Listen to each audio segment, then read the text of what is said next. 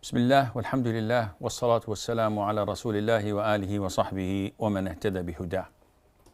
The chapter we're about to discuss is the combing of the hair of the Prophet alayhi salatu wassalam. How the Prophet sallallahu alaihi wasallam dealt with his hair, because we took the description of how long it was. Now we talk about how he used to take care of it. Mother Aisha, may Allah be pleased with her, said, I used to comb the hair of the Prophet alayhi salatu wassalam while I was menstruating. So a woman taking care of the hair of a man while in her menses is permissible.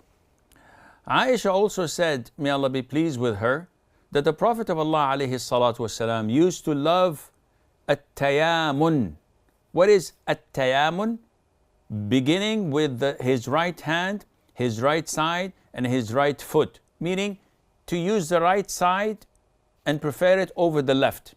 So he used to love this in his ritual purification, when he purified himself, in his combing, when he combed his hair, and putting on his shoes when he donned them.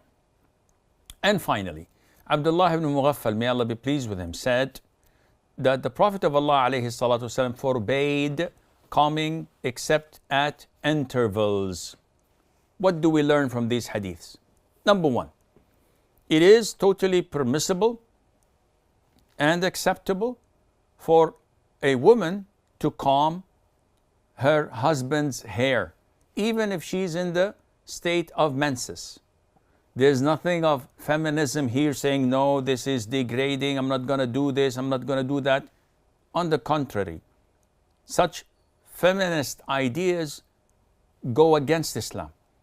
And sometimes, unfortunately, a lot of those feminists exit the fold of Islam with such mentality, when they prefer such weird external ideas to the Islamic etiquette and behavior. It is part of a woman's good deeds to serve her husband, whether feminists like it or not. It is part of getting closer to Allah, and this is one of their gateways to paradise. So Mother Aisha used to do this and would find a great deal of pride serving her husband.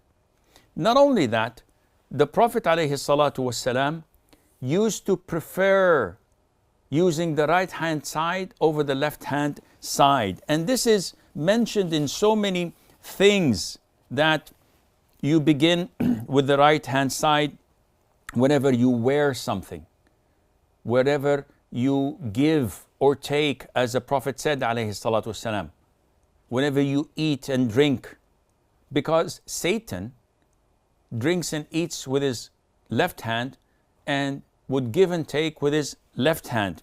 So the people of the right are the people of Jannah, as mentioned in the Quran. They would be handed their books and records on the Day of Judgment with their right.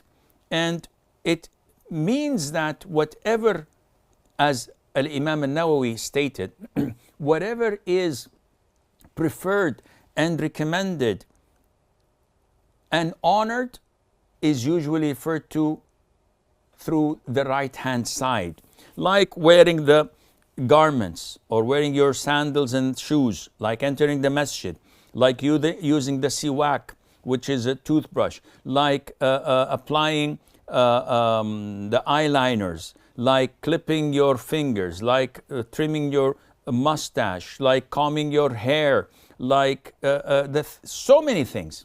When you exit the toilet, all of this we begin with the right hand side.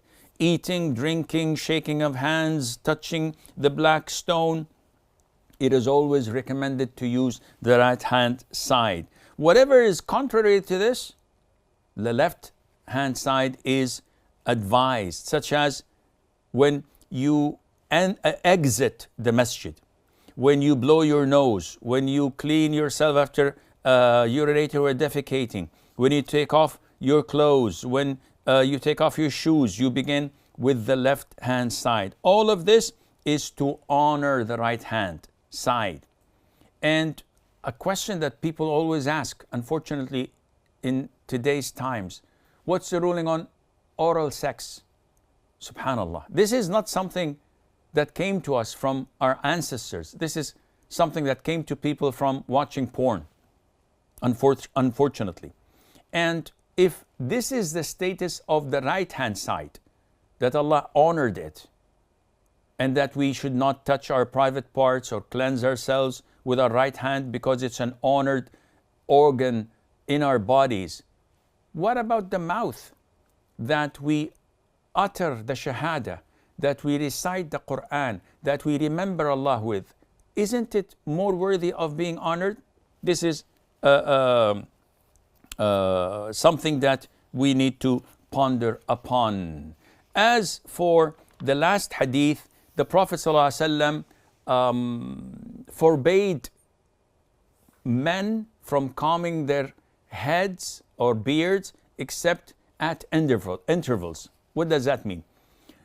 The Prophet ﷺ is directing us, is advising us that we shouldn't be so luxurious in life, so soft in our style of living.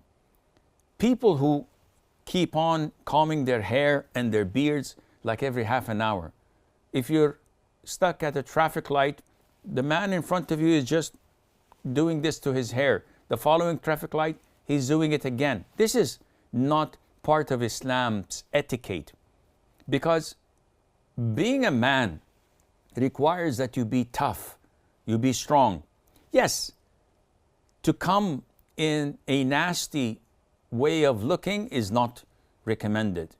Like nowadays, a lot of the youth have long hair and it's fuzzy and untidy. This is unpleasant to look at. And the Prophet used to ﷺ tell men who had such hair to use things to relax their hair and to make it calm down and be presentable.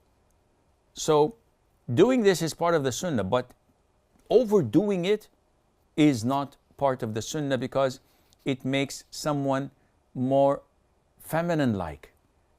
Adorning yourself like this every half an hour, brushing your beard and head every half an hour, is more suitable to women. The hair thing, not the beard, of course, because this is not the character of a tough, strong man who is ready to meet the problems and face them and go to fight in the cause of Allah and to do things that are expected from men to do, and Allah Azza wa Jal knows best. This is all the time we have. Until we meet next time, I leave you fi amanillah. Wassalamu alaikum wa rahmatullahi wa barakatuh.